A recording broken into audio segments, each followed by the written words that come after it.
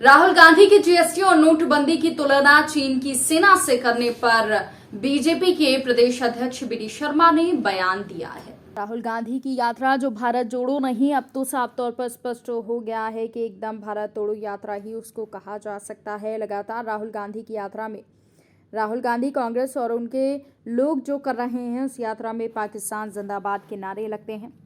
कल तो उन्होंने इंदौर की सभा में जो कहा, चीन की सेना से ज़्यादा खतरा जीएसटी और नोटबंदी कानून को है।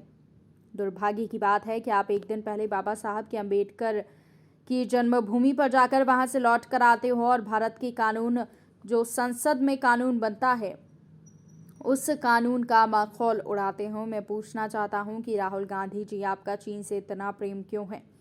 मुझे कहने में कोई संकोच नहीं है कि आश्चर्यजनक बात नहीं है, क्योंकि राहुल गांधी जी और कांग्रेस का चीन से बहुत पुराना नाता है।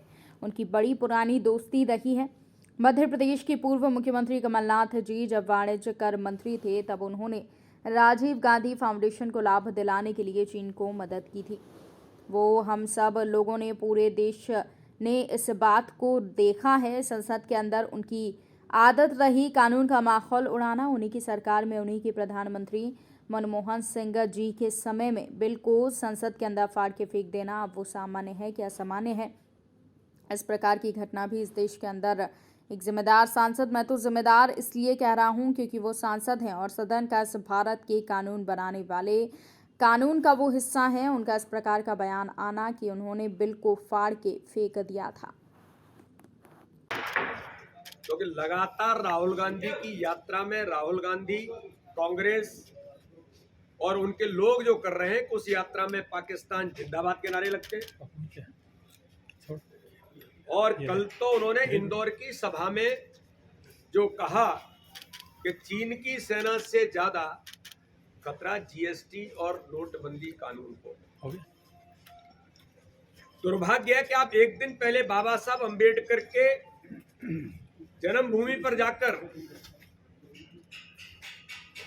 और वहां से लौट करके आप आते हैं और भारत के कानून, जो संसद में कानून बनता है, उस कानून का मखौल उड़ाते हैं। मैं तो पूछना चाहता हूं कि राहुल गांधी जी, आपका चीन से इतना प्रेम क्यों है?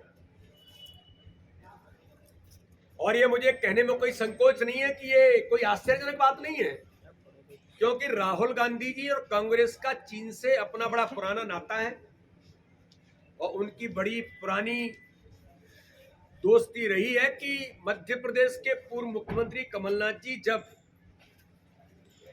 वाणिज्य कर मंत्री थे, तब उन्होंने राजीव गांधी फाउंडेशन को लाभ दिलाने के लिए